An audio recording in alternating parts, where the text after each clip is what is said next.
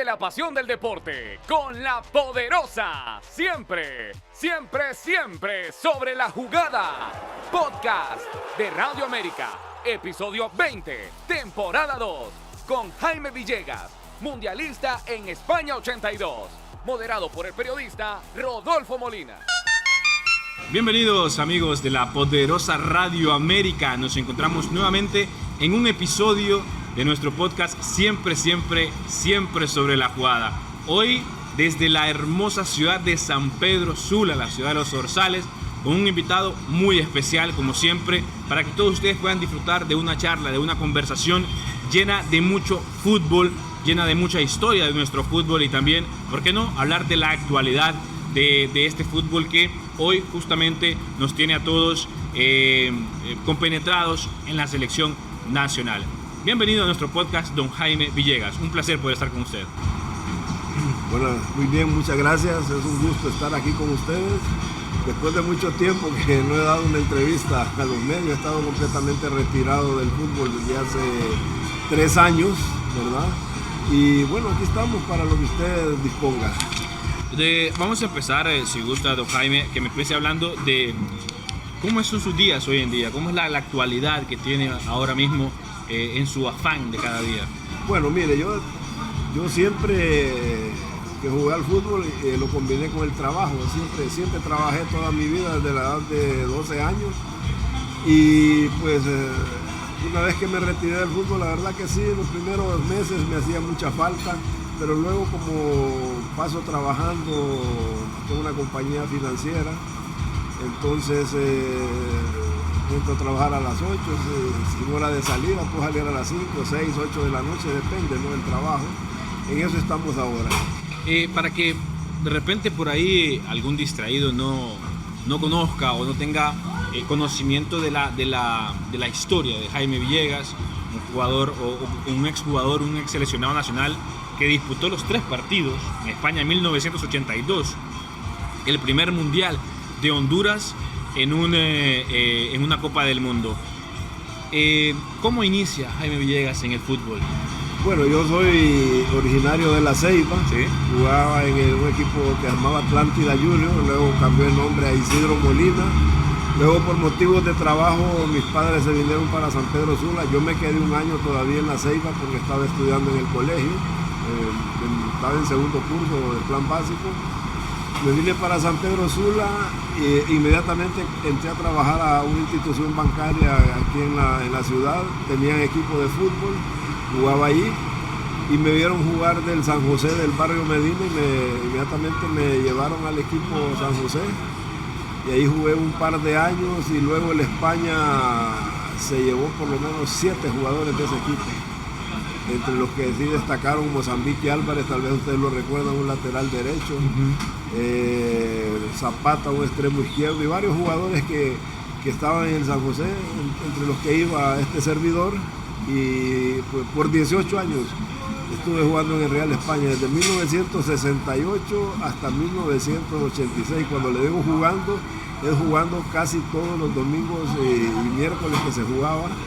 Hubo un campeonato a 4 vueltas que me jugué los 36 partidos, los 90 minutos. Y el primer campeonato eran 3 vueltas, jugué 26 juegos, no jugué los 27 porque yo estaba enfermo esa semana y jugábamos en La Ceiba y mi padre no me dejó ir a jugar, pero yo me iba a ir de todas maneras. Entonces él me dijo, si te vas a jugar, te vas de la casa. Entonces me tuve que quedar y no pude jugar el campeonato completo desde mi primer año como profesional. Ese corazón aurinegro es imposible cambiarlo. El sentimiento por el Real España es prácticamente como una religión, ¿no? Por supuesto que sí, yo amo a mi equipo y deseo lo mejor para el Real España. Cuando niño era seguidor del Vida, como casi todo ceibeño, un equipo al que le tengo mucho cariño, ¿verdad? Y también al Motagua, porque el Motagua muchas veces me llevó de refuerzo a jugar a Costa Rica, Guatemala, en Tegucigalpa.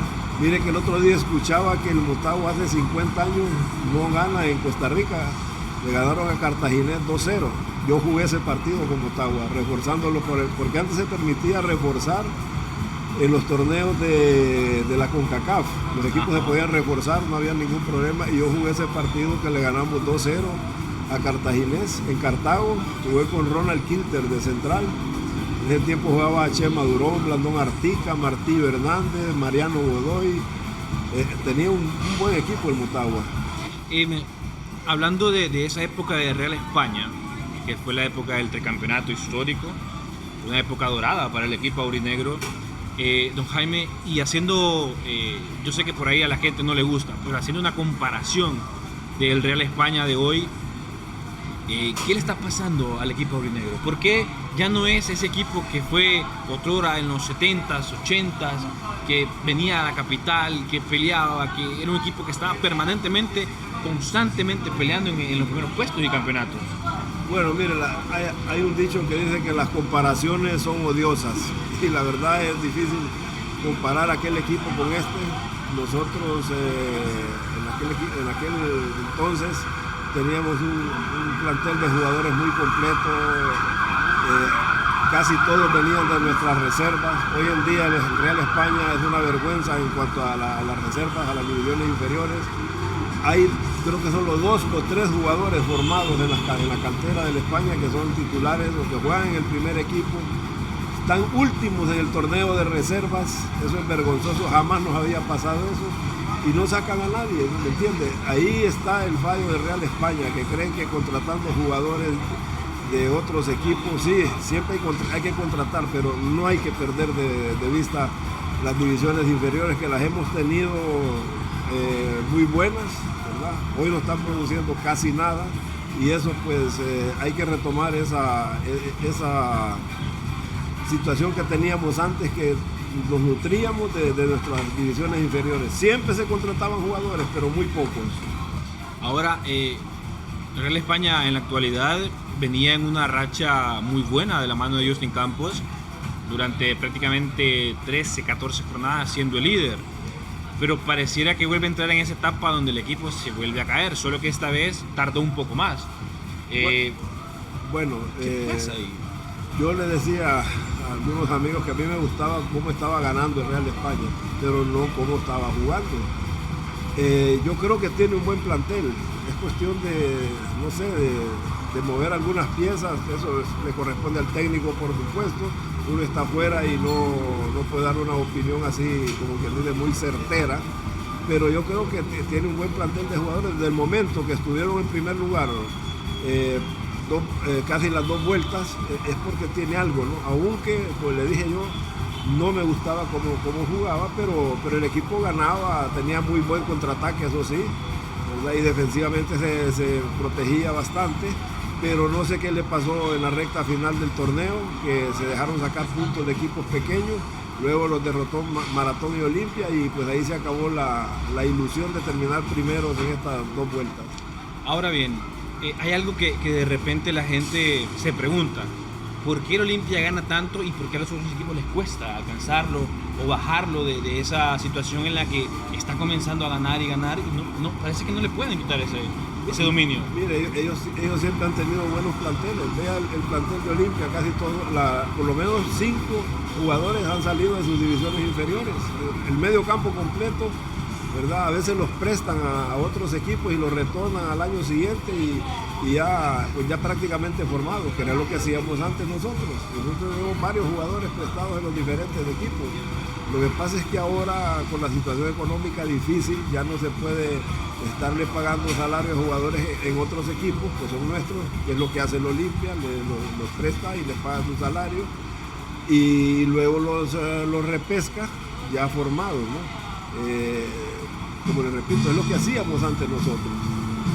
Bueno, ahora mismo también está el tema de la selección nacional, que en un término general yo creo que se podría inclusive, no sé si mejorar, o es un reflejo también de la Liga Nacional, don Jaime. Entonces, ¿siente usted que la selección se vería mejor si la Liga Nacional se fortaleciera?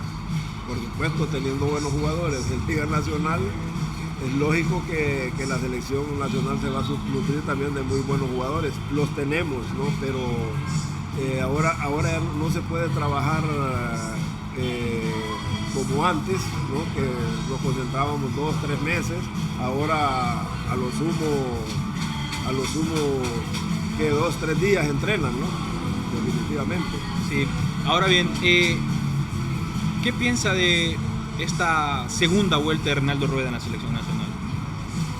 Bueno, mire, el problema es ese que le digo, ¿no? Que hay jugadores que se han lesionado algunos, otros llegan 1 día, 2 días antes. En el caso de los jugadores por ejemplo, Palma, que viene desde tan lejos de Europa, ¿no?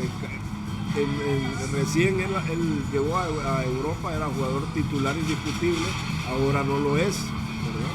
Yo con todo el respeto que me merece el profesor Rueda, no sé cuál es el problema con Dolmo Flores, desconozco el por qué no está en la selección, pero es un jugador que debería estar, ¿no? Pero como le digo, no sé cuál fue. De Rommel Kioto, correcto, perdón, Rommel Kioto. Entonces, es un jugador rapidísimo, fuerte, valiente, habilidoso.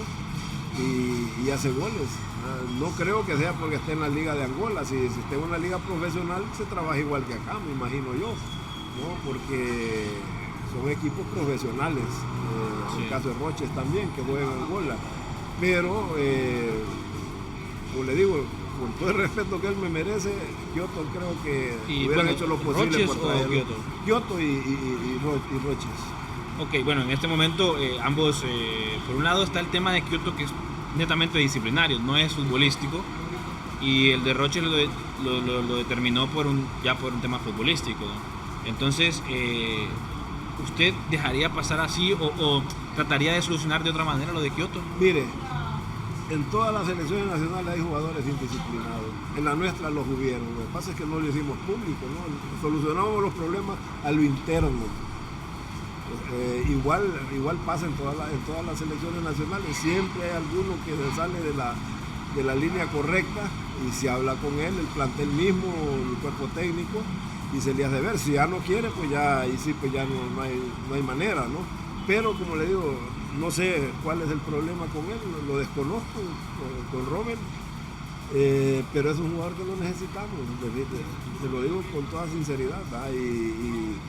Y me parece a mí de que pudieron haber hablado con él, tanto el plantel como el cuerpo técnico, ¿no? Y tenerlo en la selección, porque es un jugador válido, rápido, hace goles y es valiente. ¿Por qué se recuerda tanto la selección del Mundial del 82 y no tanto la del 2010 y la del 2014? Por la forma en que nosotros jugábamos. Mire, yo le voy a contar algo. Yo hasta hace como unos 8 años me di cuenta que nosotros jugábamos bien al fútbol. Me puse con mi nieto Jaime a ver un partido España-Honduras en el Mundial. Ahí me di cuenta, pues yo no lo había visto, no lo había visto así sentado viendo en un televisor. ¿No volvió a ver los partidos? No, hasta ese día que mi nieto quería verme jugar. Y nosotros salíamos tocando bien, nos defendíamos con orden, contragolpeábamos también a los equipos, o sea, nunca nos metieron y nos empezaron a pelotear, jamás nosotros pasamos por una situación de esas. Y claro, el trabajo que se había tenido durante un par de años atrás, de estar concentrado a tiempo completo, eso pues es una ventaja, quieras o no. Con la inteligencia de Chelato Ples, que Dios lo tenga en gloria, pues armamos un equipo bien compacto y salía uno y el que entraba igual, ¿no? Jugaba igual que el que estaba de titular, ¿no? Entonces pasa eso, ¿no? Que ahora también no puede, lo que le decía anteriormente, ahora los técnicos trabajan 2-3 días y hay que, esos 2 o 3 días hay que armar un equipo y meterlo a jugar contra equipos fuertes que también trabajan 2 o 3 días, ¿verdad? En aquel tiempo se trabajaba más con las selecciones. ¿Qué aprendizajes dejó el maestro José de la Paz Herrera, que en paz descanse, y qué situaciones, don Jaime, no se aprovecharon de él? Bueno, mire, Chelato tenía una frase que siempre nos la decía: el que quiere jugar al fútbol debe abrazar el sacrificio. Esta profesión hay que abrazar el sacrificio. Entrenar todos los días, mañana y tarde, olvidarse de andar divirtiéndose a altas horas de la noche, llevar una vida sana, Él siempre nos aconsejó de esa manera y también la inteligencia de él, ¿verdad? Yo creo que Chelato es un adelantado a su época. Bueno, a mi esposa por lo menos la llamó y le dijo, mire, debe de comer esto y esto y esto a Jaime. Entonces yo miraba que en mi casa... O sea, él se iba a hablar con su familia, sí, para que le dieran de comer y cómo alimentarlo. Correcto. Después me contó mi esposa a mí que le había hablado con ella, ¿verdad? Yo miraba que la comida era similar a la que teníamos en las concentraciones. Y hasta que entonces yo le pregunté a ella, y bueno, ¿y vos has tomado el menú de la selección? ¿No? El Chelato me llamó, me dijo, y me habló y me dijo que te diera esta comida, ¿no? Imagina hasta dónde llegaba él, ¿verdad? En ese tiempo que no se metía mucho al tema de la nutrición, que de Correcto. repente no había tanta tecnología para saber el estado de los jugadores, el estado físico.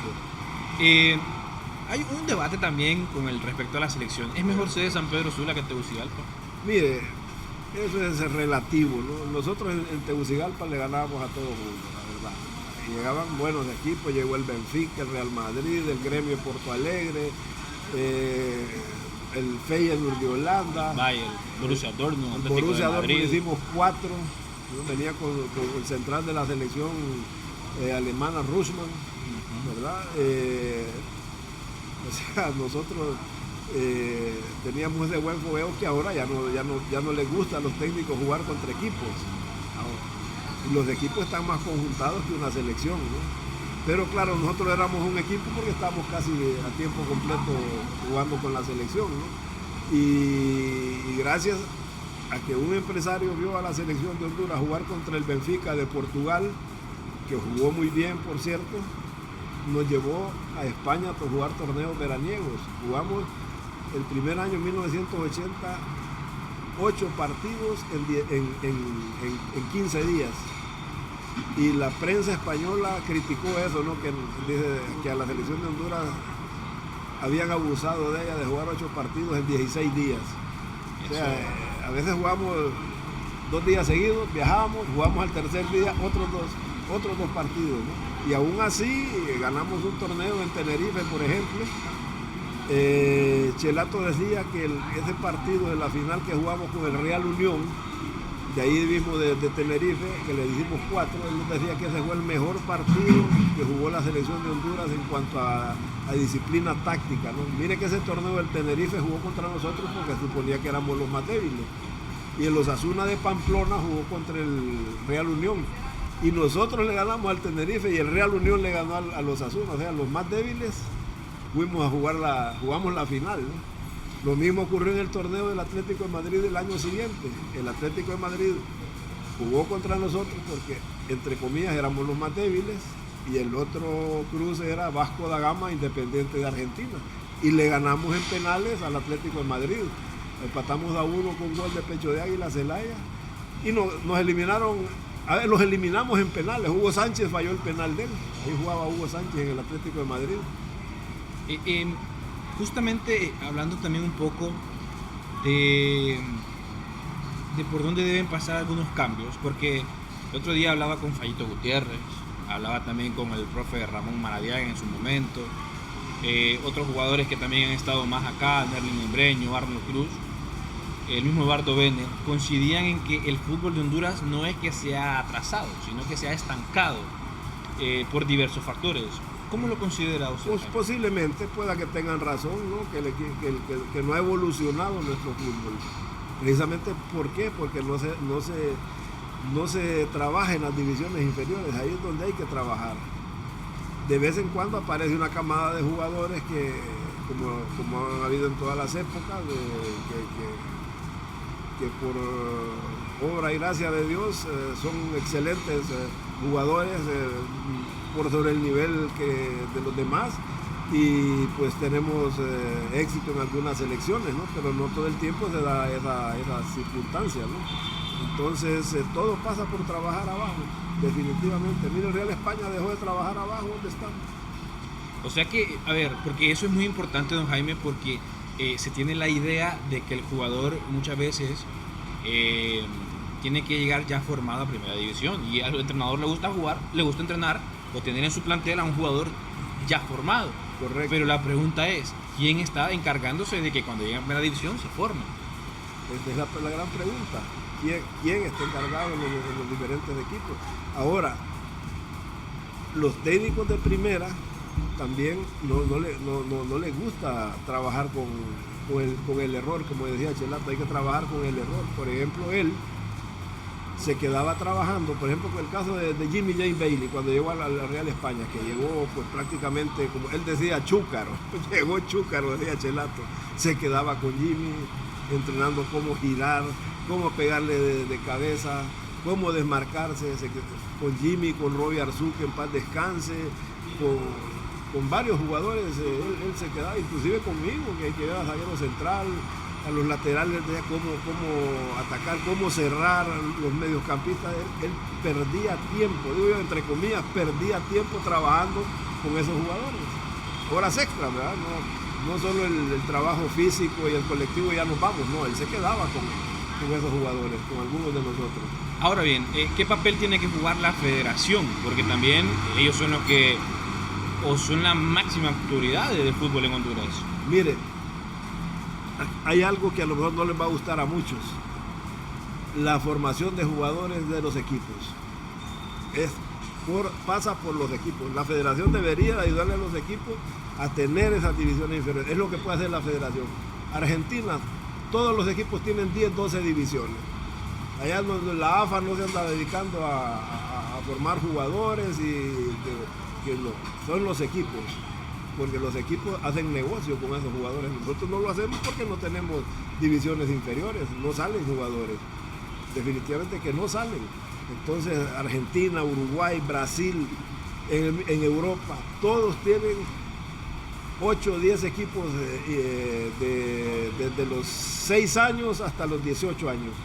Por ejemplo, hay un equipo en España, el Athletic de Bilbao. Yo siempre he querido ir a Bilbao y posiblemente lo pueda hacer el próximo año, a ver cómo trabajan ellos sus divisiones inferiores. El Athletic de Bilbao es un equipo que solo jugadores vascos pueden jugar ahí. Ellos forman sus talentos y es un equipo que no desciende y pelea ahí en media tabla, a veces arriba. Es el equipo uno de los equipos que más Copas del Rey ha ganado. El segundo. Entonces, y produce jugadores para vender. Ahí tienen Íñigo Martínez, que lo compró el Barcelona, el otro muchacho Williams, que no nacieron en Bilbao, pero se criaron en Bilbao. Hicieron las divisiones, él y su hermano en el Bilbao. Entonces, yo creo que es un equipo ejemplo, ¿no? Y yo algún día voy a ir a Bilbao. Y la última vez que estuve en España no me quedó tiempo, pero a ver qué es lo que ellos tienen, qué es lo que ellos hacen para siempre estar nutriendo a su primer equipo de jugadores. O sea que la falta del trabajo en la base, de la fuerza básica de los equipos, justamente provoca que hoy no tengamos esos jugadores en la élite del fútbol mundial y el reflejo probablemente de una selección que, como decían por ahí algunos colegas de la prensa mexicana, ya no mete miedo, entre comillas. Bueno, ojalá que se confíen con eso, que no metemos miedo, pero yo creo que tenemos buenos jugadores en la selección. Los que han venido a reforzar este partido de México son muy buenos jugadores, lo mismo que los que convocaron de aquí. De lo que tenemos en el medio es lo mejor que tenemos, y si México se confía, ojalá se confiaran, pueden darle la batalla y por qué no ganarle, como ya se le ha ganado varias veces acá en San Pedro Sula, tanto en el Morazán como en el Olímpico, ¿no? Lo que pasa es que se va a jugar en el Morazán por la cancha, pero en el Olímpico igual Honduras pudo haberle ganado. Sí le hizo 3-0 en una ocasión con goles de Pavón, creo que... ¿3 de Pavón? 3 de Pavón, bueno, Sí. Bueno, imagínense usted. ¿Por qué no tenemos delanteros de esa estirpe? Porque no los trabajamos, no los producimos. Mire, o tal vez no hay una genética, porque Pavón mire, era... el Real España tiene un muchacho joven ahí, ¿cómo es que se llama? Carter Boden. Y yo no he visto que ha mejorado mucho porque no lo han trabajado, ese es el problema. Tienen que trabajarlo, quedarse horas extras con él. Fíjese que el caso de Daniel Carter Boden a mí me llama la atención, porque cuando él empezaba a jugar, muchos ya lo comparaban con Carlos Pavón, al menos se atrevían a compararlo, y la verdad que para eso faltan 10 años para saber si es como Carlos Pavón. pero ahora que de repente el muchacho no ha mostrado avances en su nivel, ya lo están sacando de la España. No, y lo tienen en la banca inclusive, ¿verdad? Juega muy poco, ¿verdad? Pero yo pienso que es un muchacho recuperable, tiene grandes condiciones, tiene potencia, tiene fuerza, no es ningún tonto para jugar al fútbol y como él, varios en los diferentes equipos. Le gusta, bueno, ya mencionaba que no le gusta cómo juega a la España, pero siente que Justin Campos es un buen entrenador para el equipo. Yo creo que sí, yo creo que desde el momento que ha ganado varios campeonatos en Costa Rica, debe ser un buen técnico. La verdad no lo he visto trabajar, pero entiendo de que es un muy buen técnico y pues tiene tiempo para demostrarlo. Está en un equipo que no, ¿cómo le digo? Que le van a dar el apoyo necesario para que él pueda hacer un buen trabajo en el Real España. Este traspiés que ha tenido, él sabrá cómo salir de él y pues todavía está la posibilidad ahí de pelear en una final. Don Jaime, en su época existía la posibilidad de tener jugadores nacionalizados en la selección nacional. Sí, bueno, una época más acá se nacionalizaron 2 brasileños. Sí, Denilson Costa y Marcelo Ferreira. Marcelo Ferreira, que está aquí, trabaja con Luis Guifarro en su academia, ¿verdad? Ellos dos jugaron con la selección nacional. Si un jugador extranjero pues que tiene tiempo de vivir aquí en Honduras y que ha demostrado que es un buen jugador, yo no veo por qué no se puede nacionalizar. Si lo hacen, perdón, los mexicanos tienen tenido varios, ¿no? Este muchacho peruano que tienen ahorita ahí un extremo izquierdo, que lo convocaron a Quiñones, Julián Quiñones. Colombiano, no es peruano. No, colombiano. No pensé que era peruano. Bueno, es un buen jugador y anteriormente han tenido otros, ¿no? Sí, han tenido varios. Lo mismo en Europa. España, los 2 centrales de España son franceses. Laporte y Lenormand, Robin Lenormand, son franceses, son de Bretaña los dos, de la casualidad. Que ya llevan varios años en España jugando, se naturalizaron y son 2 pilares en la selección española, ¿no? Ahora, don Jaime, Rueda mencionaba hace unos días que la preparación que tienen algunos jugadores, caso de Aleni Vargas, en su momento lo tuvo Andy Nájar, en su momento lo tuvo Roger Espinosa, que no crecieron en la Liga Nacional, crecieron en Estados Unidos, por X o Y motivo, ellos crecieron en el país del norte, y hay que tomarlos con más consideración.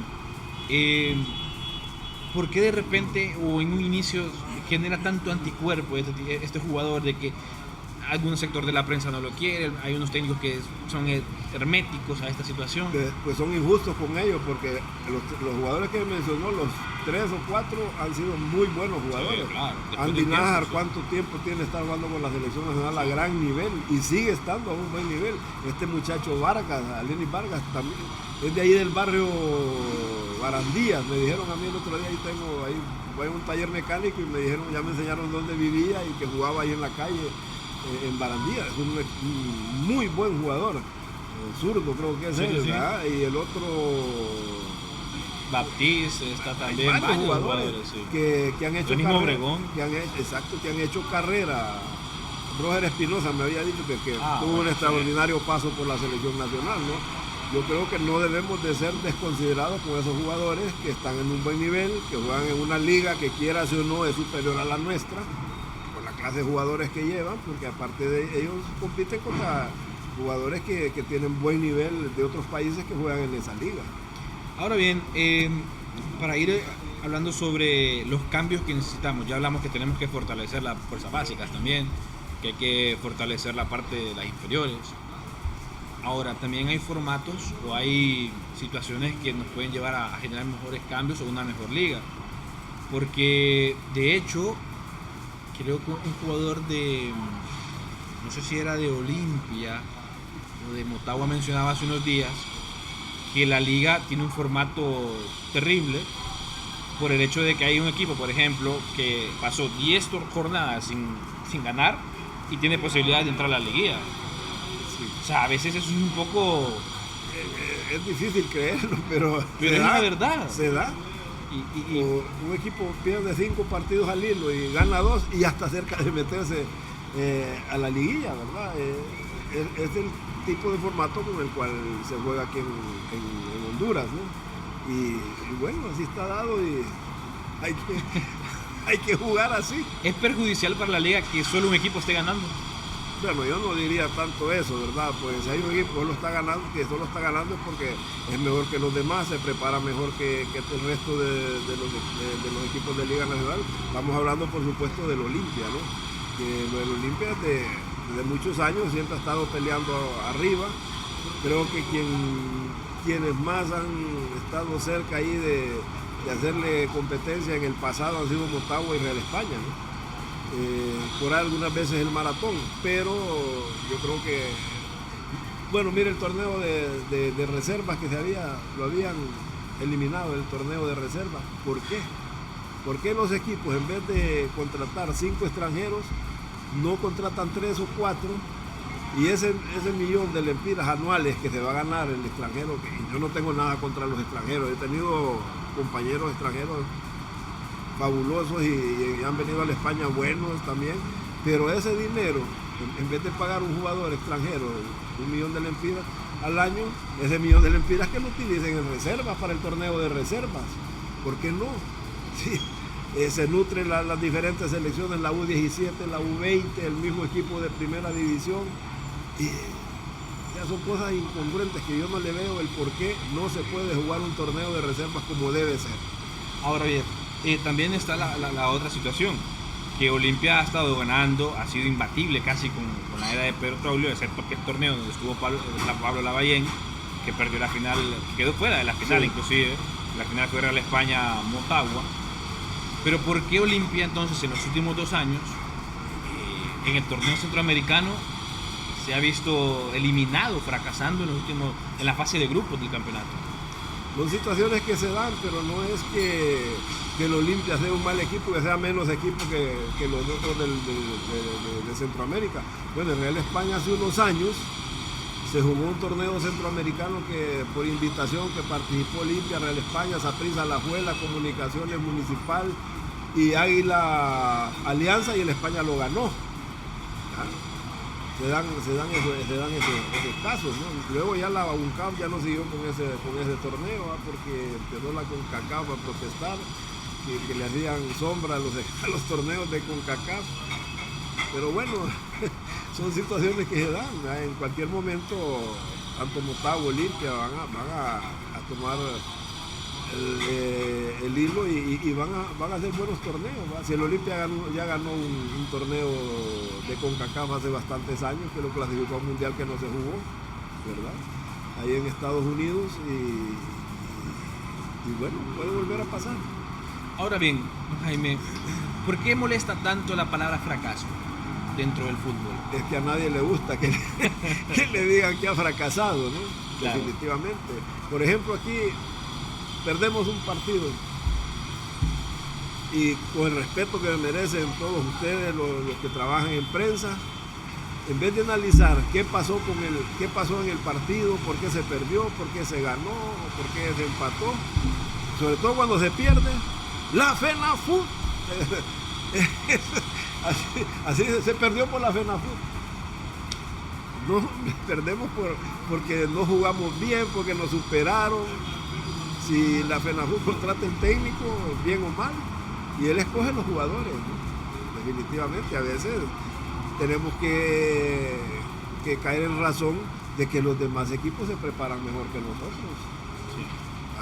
Como el fenómeno de Panamá, por ejemplo. Exactamente, de Panamá, que ellos han estado constantemente jugando su torneo local y participando en torneos internacionales, lo que les ha dado pues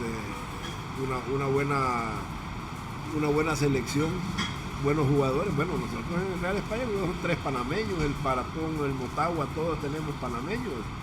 Y antes, ¿quién venía de Panamá? James, el portero, y el otro portero también que tuvo el Platense. Y de ahí pare de contar, ¿no? Donaldo Morales, que... González, que los dos, ¿no?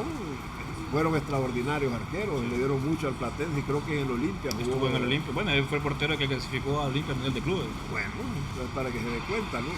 Y ahora está desde Blackburn, de líder de goleo. El Real España tiene otro muchacho, Carlos Small, que me parece tiene a Serrano Motagua. Serrano, que juega muy bien. O sea, y los que tiene el España son buenos jugadores. Me parece que no han tenido tal vez la suerte de encajar unos 3-4 partidos seguidos buenos, ¿verdad? Pero estamos llenos de panameños porque ellos están haciendo las cosas mejor que nosotros. ¿Qué opina del VAR, don Jaime? ¿Perdón? ¿Qué opina del VAR, el arbitraje? Bueno, yo creo que es necesario, la verdad es necesario, me parece a mí, aunque a veces se pasan de la raya queriendo ver jugadas que a lo mejor no lo son. Se han visto ya algunos casos de que el VAR se ha equivocado, ¿verdad? Pero debe ser solo en casos extraordinarios, ¿verdad? De hecho, ahorita quieren implementar que cada equipo tenga 2 oportunidades para reclamar. No sé si en el tenis, por ejemplo, está que a veces está el ojo de halcón y el jugador tiene 2 oportunidades, creo, por set de hacer un reclamo, 3 creo que es lo que tiene el jugador, para reclamar una decisión que no esté de acuerdo con el árbitro. Mire, o con el referee. Yo he visto, han anulado goles en Europa, sobre todo, porque está la punta del taco adelante. Sí, para mí eso no saca ventaja de nada. No puede ser. Está bien si tiene un cuerpo, medio cuerpo adelante, pero medio, la mitad del pie o los dedos adelante, no, eso no puede ser, definitivamente. Ahora, el VAR es una realidad. Sí. En los torneos oficiales, ya sea de selecciones, en la mayoría, en los torneos mundiales. Se cometen menos injusticias por parte del arbitraje. Pero, por ejemplo, a mí no se me sale de la cabeza el hecho de que en la tanda de penales contra México de hace un año en el Azteca, sí, si de repente nuestros jugadores estuvieran acostumbrados a jugar con el VAR, probablemente, o menos en la tanda de penales, a Mengíbar no le hubieran repetido 2 veces el penal, por ejemplo, porque las 2 veces fue porque él sacó el pie de la línea y con VAR se sabe que no se puede. Entonces yo creo que nuestros jugadores estarían acostumbrados a jugar con el VAR que no hacerlo. Entonces creo que eso es uno de los cambios que debería tener la Liga Nacional. Pero mira, aún con el VAR, yo me quedo viendo partidos de Europa, que a mí me gusta ver los partidos de las ligas europeas. No entiendo cómo hay zagueros que van a cobrar un tiro de esquina y agarran al delantero, sabiendo que hay VAR. O un delantero también dando un empujón o algo. No los entiendo, jugadores profesionales de altísimo nivel haciendo eso. Penal. Si el VAR está ahí para eso, para ver esos que agarran, que meten codazos. De verdad no lo entiendo. ¿Qué nos espera para un futuro, don Jaime? ¿Siente que puede haber una mejoría en el fútbol hondureño? Tiene que haberla, no es que puede, tiene que haber una mejoría, hay que trabajar las ligas menores, los equipos de fútbol tienen que preocuparse por tener sus divisiones inferiores.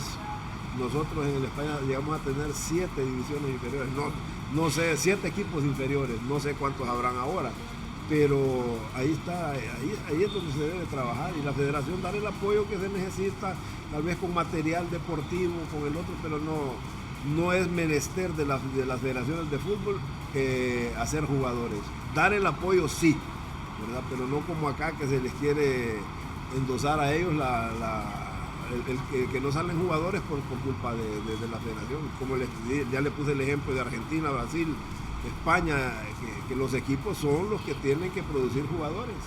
Nicaragua misma está mejorando mucho. ¿Siente que por ahí pasa el hecho de que podamos, o más bien le voy a preguntar directamente, ¿cree usted que Honduras va a estar en la próxima Copa del Mundo? Tengo la fe en que vamos a estar en la Copa del Mundo, aún con todos los problemas que hemos tenido. Hay jugadores, no son muchos, pero los hay para clasificar a esa Copa del Mundo. No está fácil, hay equipos como Costa Rica, Panamá, el mismo El Salvador, Guatemala, que tiene años de estarse preparando con este muchacho Tena, no sé si es Alfredo Tena, sí, el que jugó en América, ¿no? Sí. Yo pensé que era el hermano Luis Fernando. Entonces los equipos del Caribe no hay que descuidarlos, ¿no? Sí. Ellos tienen la suerte de que les llevan jugadores de Europa por la nacionalidad, no ocupan. Y más que ahora en el fútbol se han recortado las distancias de una forma tremenda. Ahora, solo para ir cerrando, don Jaime, se han recortado las distancias, por ejemplo, entre Nicaragua, en Centroamérica, Nicaragua, Sí. Panamá, ahora Panamá probablemente es sea la potencia mejor ahora. selección de Es Centroamérica, potencia. de todo el área de nosotros, pero me refiero a que, ¿por qué entonces no hemos recortado las distancias de Honduras hacia Estados Unidos, Hacia México, Honduras hacia México, a por qué Canadá? Costa Rica hacia México? ¿Por qué entonces sí se acortaron los de abajo a nosotros, pero nosotros no a ellos? Porque nosotros no hemos trabajado como se debe y los de abajo aprendieron la lección, empezaron a trabajar con sus divisiones inferiores. Esa es la diferencia y ya están al nivel de nosotros, al mismo nivel nuestro, quizás un poquito más Panamá, pero El Salvador también se ha estancado, Guatemala. Sí. No salen jugadores. Costa Rica sí tiene una producción más o menos estable de jugadores, aunque Panamá le dio una lección la vez pasada. Fíjese que le voy a contar algo. Yo estaba en Argentina cuando le ganó Panamá a Costa Rica. Creo que le hizo 3-0. 3-0 en el Alajuela, en el Ricardo Saprissa, Ricardo Saprissa, ¿verdad? y le ganó 3-1 en Ciudad de Panamá. Bueno, Mario Sarabia llegó a visitarme al hotel, estuvimos como 4 horas platicando y me dice, Jaime, me dice, esa Costa Rica que vieron ustedes, que vimos contra Panamá, me dice, no es la Costa Rica que debe enfrentar a Honduras por ese repechaje que fuimos a jugar a Estados Unidos. Que todavía está Gustavo Alfaro. Bueno, ¿verdad? ese muchacho que acaba de agarrar la selección de Costa Rica ya va a tener horas de trabajo cuando les toque jugar contra ustedes. Yo lo tuve, ese muchacho. Es un buen técnico. Así me dijo Mario Sanabria. Sí. Y yo les dije acá esto, ¿verdad? Pero igual, ¿no?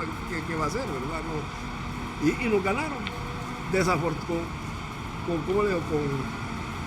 Con mala suerte para nosotros, digo yo, porque comenzamos ganando, luego el gol que le hacen a Rugger, que fue una jugada un poco difícil para él y tuvo que manotear esa pelota que nos empataron, pero se había empezado ganando con ese golazo de afuera del área, de volea, que fue de Palma, creo que fue.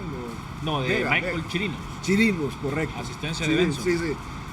Entonces, así me dijo Mario Sanabria, esa no va a ser la Costa Rica que va a jugar contra ustedes. Porque ese muchacho que llevaron, Alfaro, ya va a tener tiempo de trabajo, me dice. Sí, efectivamente, ¿no? Don Jaime, ha sido un verdadero placer poder compartir con usted. Definitivamente que por el lugar podríamos estar, creo que horas y horas hablando de fútbol, contando algunas anécdotas. Hay tantas que nos llevaría toda la noche aquí. Si yo le empezara a contar. ¿Alguna que recuerde del Mundial? Miren, nosotros le voy a explicar algo. Nosotros estamos en la idea de hacer un libro con todas las anécdotas que nos pasaron.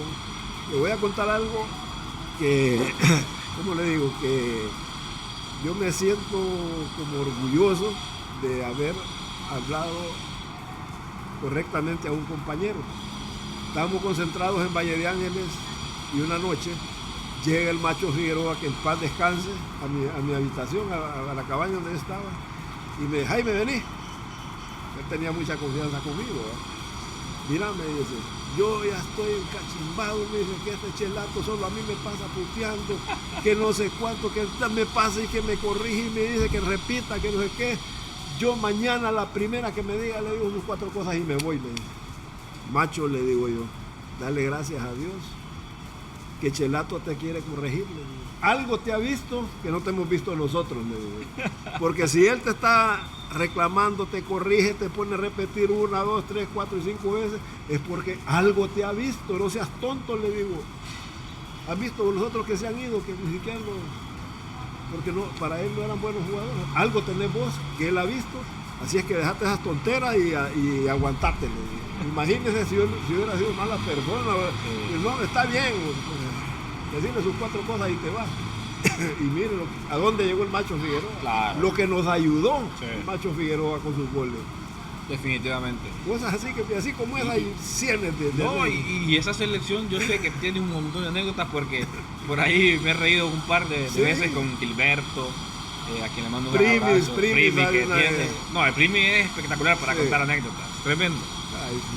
Sí. Bueno, don Jaime, voy a hacerle nada más porque dentro del podcast tenemos una sección que se llama Mano a Mano. Yo voy a hacerle un par de preguntas cortitas, así, cortitas y Sí. al pie.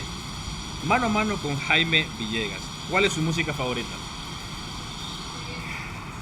A mí me gusta mucho la música ranchera.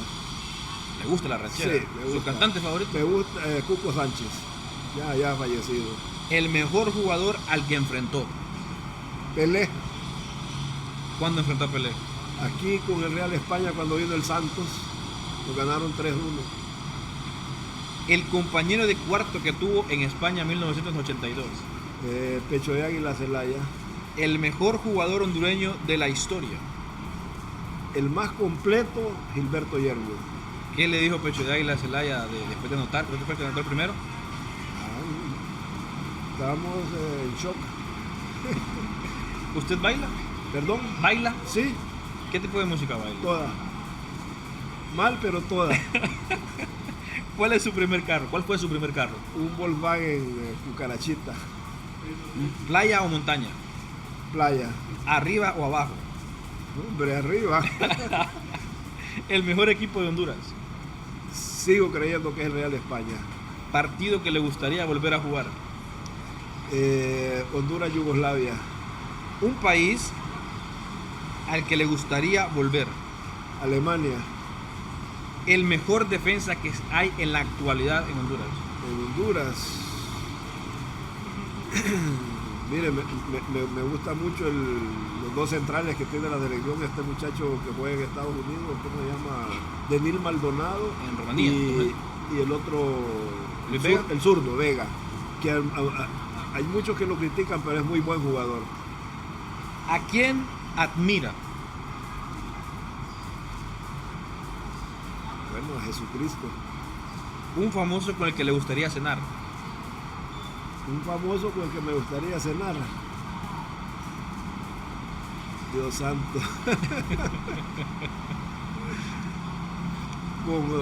con Lionel Messi. Y a todos, creo, ¿no? Sí. Bueno, don Jaime, ha sido un verdadero placer. Gracias por estar con nosotros y a todas las personas que han podido disfrutar de esta charla. Les agradezco por su fiel sintonía, que hayan podido llegar hasta acá y que hayan disfrutado definitivamente de esta plática, porque yo lo he hecho mucho. Así que les invito también a que puedan seguirnos en todas nuestras plataformas digitales como Radio América HN, visitar nuestro sitio web como radioamerica.hn y además poder disfrutar no solamente de este podcast, sino de todos los podcasts que tiene y le ofrece Grupo América, como Conectados, En el Radar, Liderazgo Femenino y todo también, todo el material digital que les ofrecemos a ustedes para seguir, para poder conservar su audiencia. Hasta la próxima. Encuéntranos en todas nuestras plataformas digitales como Podcast Radio América HN, Deezer, Spotify, Apple Podcast, YouTube Podcast y nuestra página web www.radioamerica.hn.